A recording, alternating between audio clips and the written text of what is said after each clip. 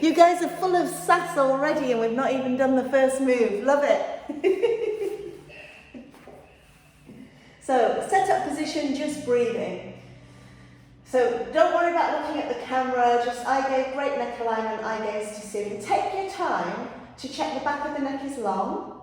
And if you can't lie with the back of the neck long, then you need something under the head.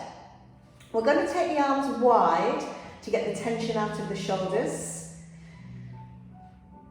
And then we're going to just have a go. Forget about Pilates core work for now. Just breathe into the base of the ribs and breathe out fully.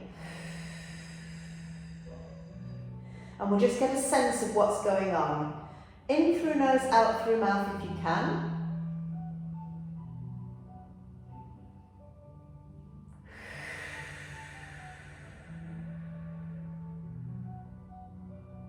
I don't mind whether it's a pushing, whether you feel like you're pushing the breath out as you breathe out or a normal out breath. So first of all, keep breathing. Nothing to see, I'm just going to waffle. I'd like you to think about trying to breathe in to the very base of the rib cage. So all the way down towards where your ribs stop, down towards your hips. Exhale and inhale. So we're just talking about the inhale. Inhaling through the mouth, every in-breath is trying to get right to the base of the lungs, where all the mucus and germs live. So you might cough when you do this. It's a great thing to do outside actually, not necessarily lying on your back. Now, keep focusing on your in-breath. You're not just going to breathe into the base of the ribs, that's where the first part of the in-breath heads down, but imagine you're filling up the lungs now. So you're directing your in-breath to the bottom of the lungs, and then you're filling up until you think you can't breathe any deeper, and then a normal exhale. Let's hope you don't get too comfy while we do this. So now our in-breaths are as big as they can. I'd like you to focus on your out-breath. So you carry on with the in-breath as big as you can. Exhale through the mouth, a little bit as if you were, if you were checking your breath or trying to make the air turn white on a cold day. That right from the base of the ribs. And I want you to get a sense of how your tummy muscles tighten.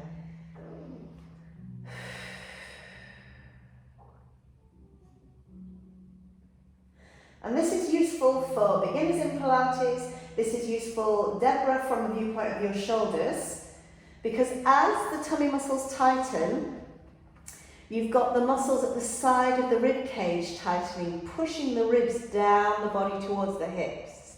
And these are the group of muscles that we want to try and get a bit stronger to help your shoulders.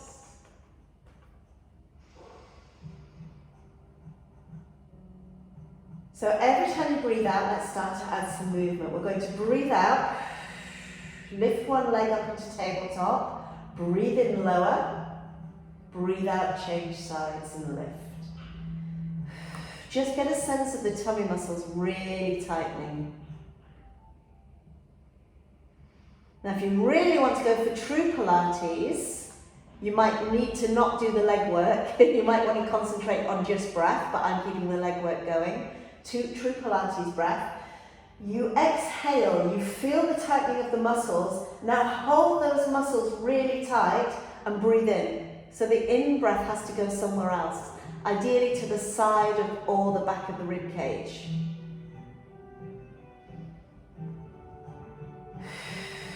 So we're really just going to do some simple drills, just seeing if we can get a sense of the tummy muscles staying really tight all the time.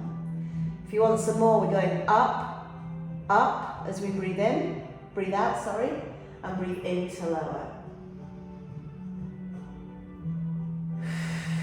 Tighten the tummy muscles, lift one leg, lift the other. Breathing in, keeping the tummy muscles tight as the legs lower.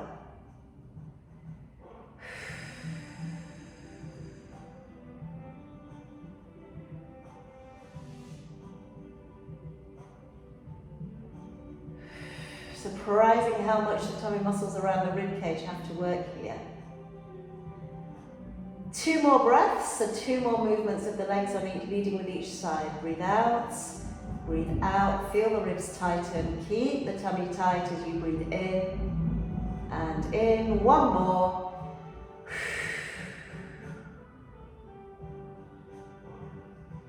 Straight to hip bridges, but keep that breath work of a tightness in your tummy muscles.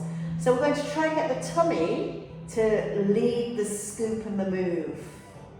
So you might go straight into hip bridges if you want to move and keep moving, or you might want the coaching. So I exhale, I push the ribs towards, you feel the ribs tighten. I scoop the abs a little, and then I just push the feet down towards the floor, so I lift with quite a stiff back. As I breathe in, I keep the tummy muscles tight. So exactly the same use of the tummy muscles as we just did.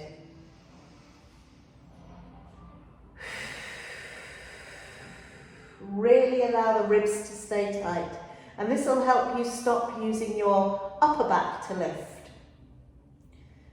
So yes, we can go for neutral spine in the lower back. You're welcome to put a cushion between the knees. We've got 8 more, just so we can really get into muscle memory, how to keep the ribs down. Exhale, tighten through the ribs. Inhale without disturbing the rib tightness. Oh, my bum's working very hard.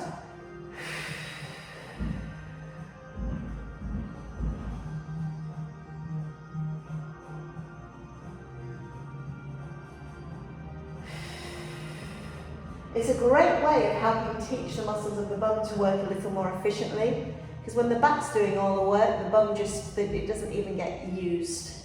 I was just working with a client, and her back was doing all the work. She's a horse rider, and her back wasn't working in the right way at all. It was just all hamstrings and certain sections of her back. She's displaying a lot of the pain she's in. But I tell you what, she's going to have achy abs like us tomorrow.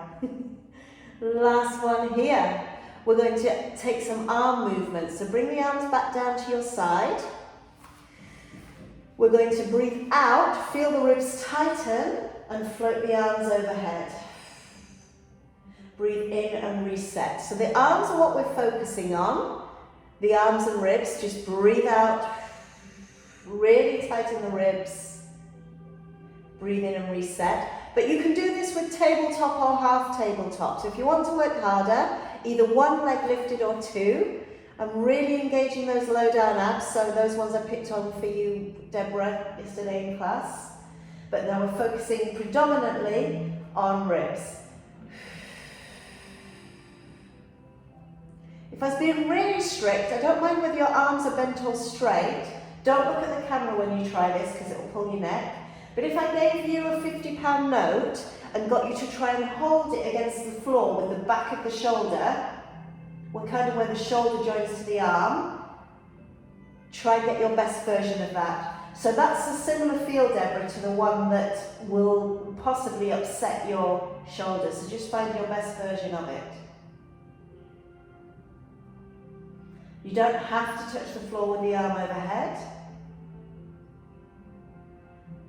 Use the out breath, otherwise your upper back will arch. If you've got 1 leg lifted, you can change sides. So we're sticking with the same move, Judy, but we're really focusing on the back of the shoulder, trying to pin some kind of imaginary treasure to the floor. And then the arms are still moving. So you breathe in now to prepare. And then you breathe out as your arms go overhead.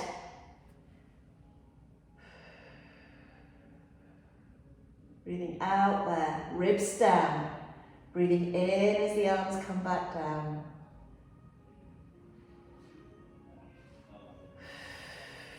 That hurts my shoulder blade. If you're trying to pin the shoulder to the floor, does it hurt it? It's as I get back.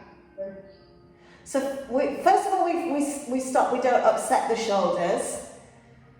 But I need to just establish which bit hurts the shoulders. So if I get you to keep the shoulders quite relaxed as you move, rather than pin them to floor.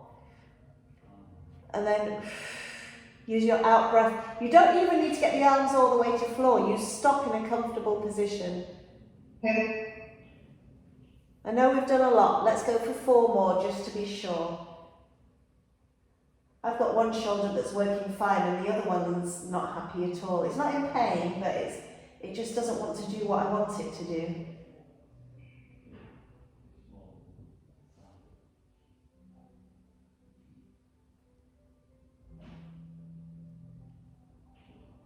We'll lower the legs down.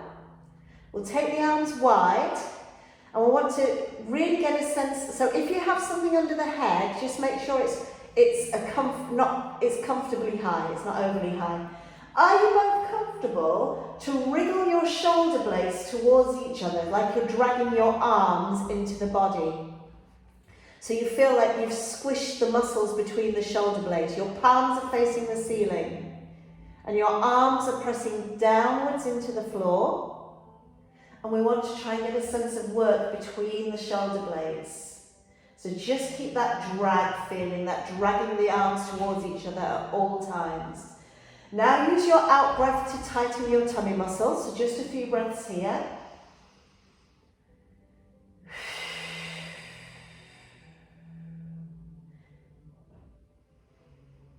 So remember the breath practice we did earlier.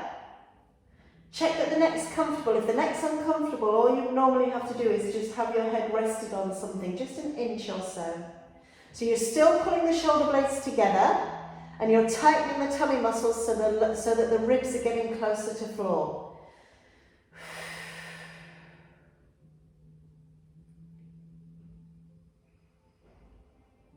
Can you feel all the work around the back of the shoulders? Find a comfortable version of it, don't go into pain. When you're ready, feet can be on or off the floor in tabletop. I can't keep my shoulders in position there today. And then we're going to rotate the hips side to side. Keep the ribs down. So ideally, breathe in to prepare. Breathe out, turn the hips.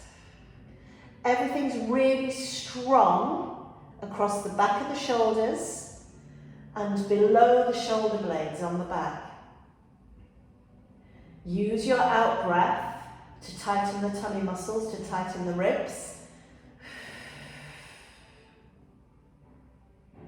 Use your in breath to not disturb the tightness in the ribs. Wanting a little bit of extra work, my top leg is starting to lift into tabletop. So we're really trying to get the serratus anterior to work. You can have both legs lifting if you want. And it's the muscles that look like ribs on the front of the ribs.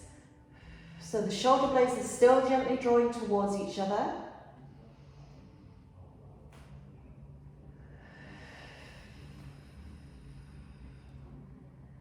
Just about found it. Incredibly tough on the abs if you're doing it right. Let's go for 8 more if you can. I know we're really labouring the point. It's because we're trying to create muscle memory. Tomorrow, can I please suggest no coughing, no laughing, no sneezing, because you will hurt. In a little bit, hopefully, not a lot. Really use your out breath.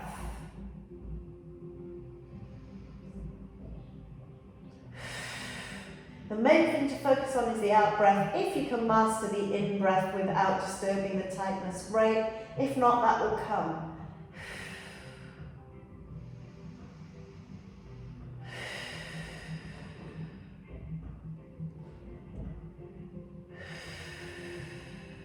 I believe it's 1 more each way. I've got so much more control in one direction on my healthy shoulder, but when I move away from my not so good shoulder, I haven't got anywhere near that amount of strength. So we're going to bring ourselves up to seated. Give your knees a hug.